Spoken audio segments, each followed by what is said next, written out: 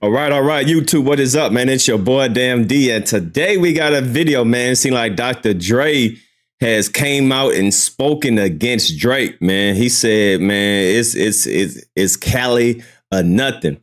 All right, because we know we got some people that try to play both sides, like the game. Like the game want to play both sides. He want to be cool with Kendrick. He want to be cool with Drake, and it's a lot of people playing both sides. But Dre said that, well, I'm gonna let y'all know what he said. Shout out to Chigs. Chigs made this video and I want to highlight it, man. So let's get straight into it. Shit too, bro. Well, here we go, you guys. Listen, man, I told you guys late last year, this whole Drake and Kendrick Lamar saga is not going anywhere. You got the Super Bowl coming up next month. Drake is also scheduled to be on tour in Australia, so at the very least, there's going to be more shots traded between both guys. And also, don't forget about the Drake lawsuit with UMG. No matter what people say, that lawsuit also has a lot to do with Kendrick. If Drake wins or loses that lawsuit against UMG, you're going to have fans on either side going crazy. Now, during this whole Drake and Kendrick beef, a lot of people were looking for support from the OGs of the West Coast, specifically Snoop. Now, if you guys remember, Snoop Dogg never really took a side. People were looking at Snoop Dogg like, bro, you're the OG Snoop of the West Coast. I know you rock with Drake, but we just need you to support. Let's not forget Snoop too. But as I said, not Drake, but what's his face? The Game. A lot of people thought the Game was gonna, choose Kendrick's side, but nah, he said, Drake is still his brother too.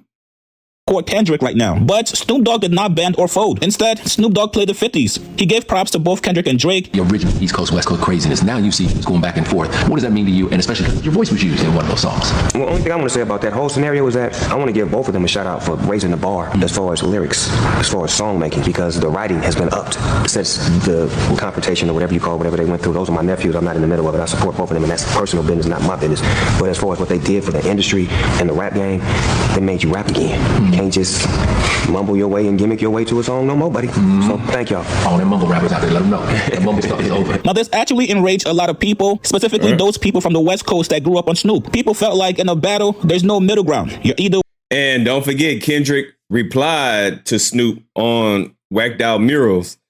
He addressed Snoop being cool with Drake using Tupac voice. So let's not forget that as well.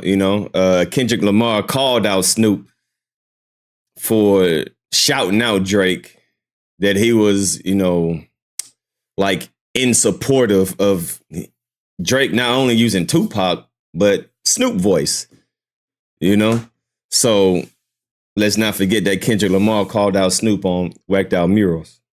With the home team or the away team. Now, one West Coast legend that did not shy away from publicly supporting Kendrick was none other than Dr. Dre. He made sure people knew exactly which side of the battle he was on, and he even made sure to publicly support Kendrick at his pop-out show, which once again, a lot of people were looking for Snoop to take the same stance as well. Now, today on a new podcast called The Unusual Suspects, Dr. Dre actually explained the exact timing when he was done with Drake in the battle. Here's what he said. I kind of am feeling like it's West Coast might be having a moment again, like in a real No, way. the West Coast is having a moment again. Yeah, Just like what I'm working on right now, and how much mature I've gotten with my musicianship and how to direct and produce with the new Snoop album and everything we're doing with this Gin and Juice shit. It's just like the maturity that I've gained and how I've learned and how I've been able to produce, and the whole business aspect is on another level right now. Okay, Tell them the name of the song, the name of the album. The name of the album is Missionary. Right? I think I said this. The first album I did with Snoop was Doggy Style 30 years ago. So I thought it would be funny to call this one Missionary. Doggy Style's a young man's game. 50. I'm more comfortable, and I like Missionary a lot more. So that's just me. I love that. We felt something in the water back then, and I'm starting to feel it again. Okay. I'm saying I really am. I want it. I need it. I feel like the pop out made me feel proud. Yo, that sounds kind of crazy. To be from LA in a way. You mean Kendrick? Yeah, I'm saying it made me feel, just that whole experience made me feel proud of it. Yeah, I love that record. I'm gonna say this on camera, and I don't want to get negative. My whole shit is about being positive and moving forward and all that shit. But the fact that I heard Drake say something negative about Kendrick's wife and his kids, that made me say, adios. Now, if you guys remember, boom. Drake was the one who actually publicly named Kendrick's wife in the song. It all went downhill when Drake said, "I'll be with some bodyguards like Whitney." And this was all after Kendrick warned him, "Yo, don't speak on my family, Crody." So if Drake never brought up Whitney's name on push-ups, I don't think we get to this point that we are now with this beef, which is exactly why some people are looking at this Drake UMG lawsuit like, bro, you do know you started the whole thing, right? Facts. If you would have just kept it rap, you would not have this #1 record that calls you a PDF. You crossed the line first, and then Kendrick retaliated, and now you're taking it to court? If somebody tells you, "Yo, don't speak on my family and my kids," and you still do it, bro, you kind of deserve what you got coming to you. Oh, man, this is all. It's up, man. So there you go, man. We got Dr. Dre standing on West Coast business. He said, "I ain't flip-flopping like Snoop. I ain't flip-flopping like the gang. Nah, man. I'm staying with the West Coast." But so there we go, man. I just definitely want to react to that. You know, Dr. Dre didn't like the fact that Drake spoke on the man's wife, spoke on the man's kids, spoke on the man's, you know, saying that, you know, Whitney might be Dave's free baby mama and all this stuff. And after that, it got real personal. You know, Kendrick Lamar said it's supposed to be a friendly fade. We should keep it that way. Drake didn't want to listen. Drake, you know, definitely underestimated Kendrick Lamar. He didn't think that Kendrick Lamar was going to go there. You know, he thought he can just bully people like he bullied, you know, all these other people because at the time he was #1.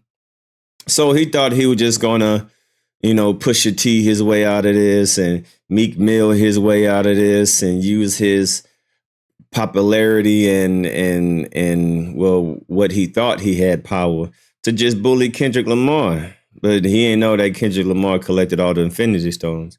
He didn't know that Kendrick Lamar been waiting on this moment. He didn't know that Kendrick Lamar was locked and loaded. And boy, was he loaded. Pause, no diddy. Right?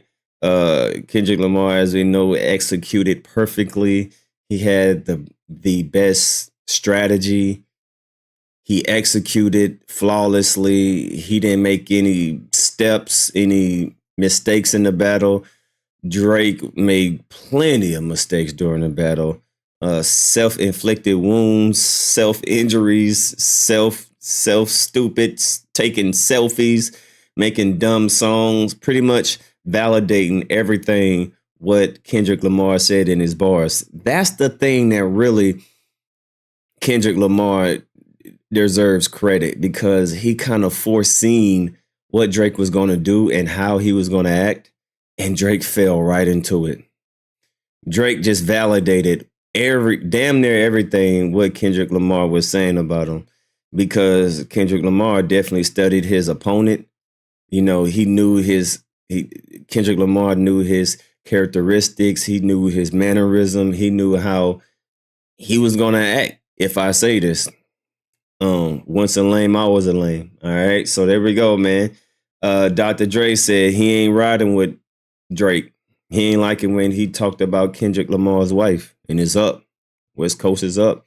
Make sure y'all leave a comment down below, man. It's your boy Damn D signing out. Peace.